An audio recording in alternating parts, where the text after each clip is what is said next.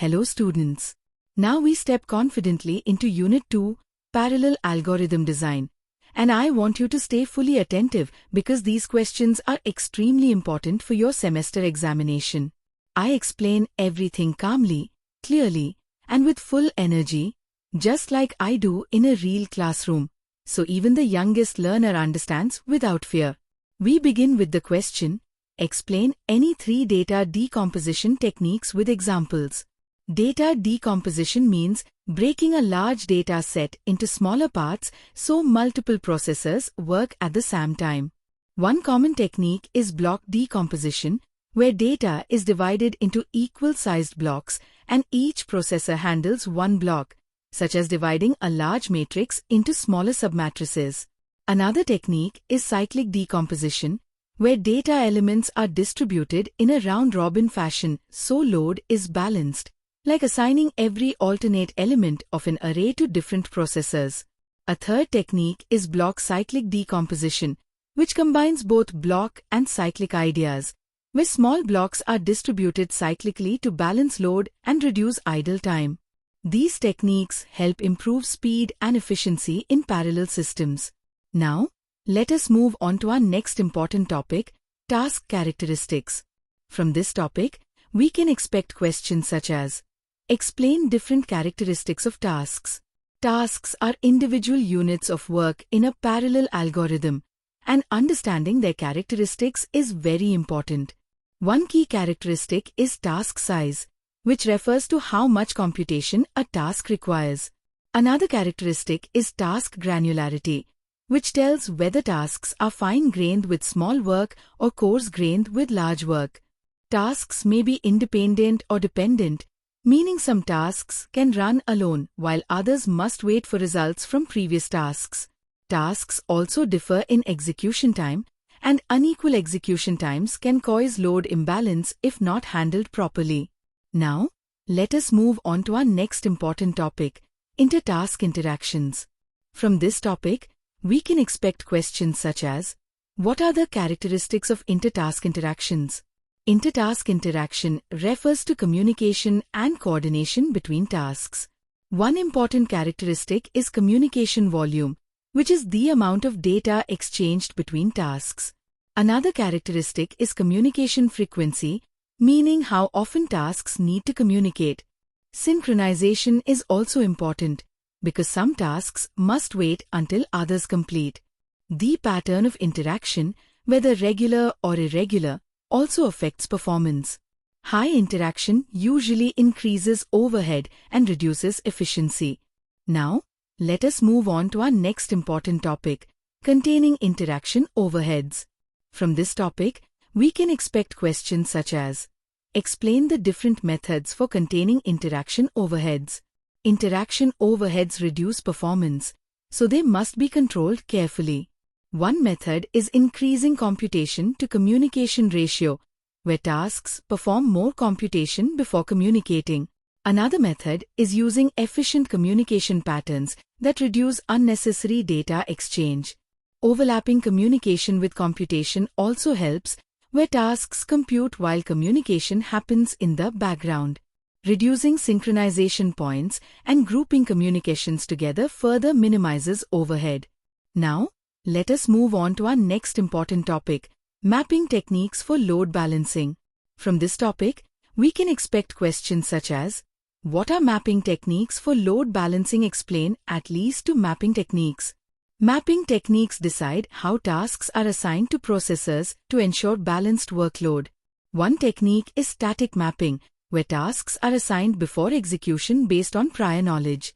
Another technique is dynamic mapping, where tasks are assigned during execution based on processor availability.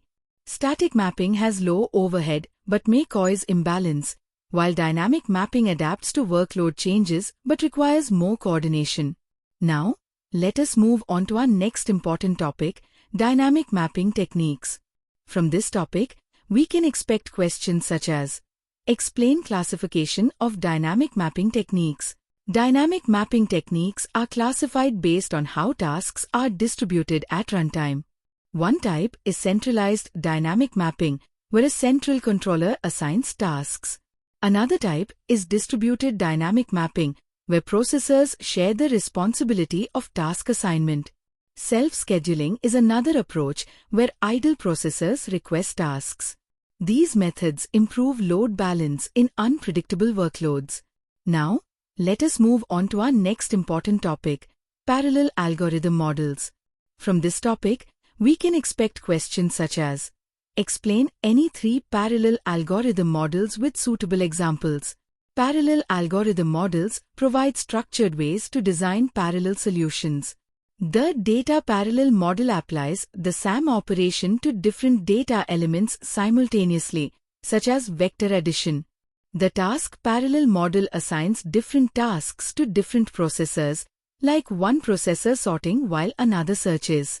The pipeline model divides work into stages where each stage runs in parallel, like an assembly line where output of one stage becomes input of the next. These models help in organizing parallel computation effectively. Now, let us move on to our next important topic, task dependency graph. From this topic, we can expect questions such as, draw the task dependency graph for finding the minimum number in the given sequence and compare with serial version. In a parallel approach to finding the minimum number, tasks compare pairs of numbers simultaneously. If I explain the task dependency graph in words, imagine each node as a comparison between 2 numbers, producing a smaller value. These results move upward in levels, where each new node compares results from the previous level, forming a tree-like structure. This reduces total time because many comparisons happen together. In the serial version, comparisons happen one after another, making it slower. Parallel execution significantly reduces the number of steps needed. Now, let us move on to our next important topic, steps in designing a parallel algorithm. From this topic, we can expect questions such as, explain the steps involved in designing a parallel algorithm. Designing a parallel algorithm follows a clear process.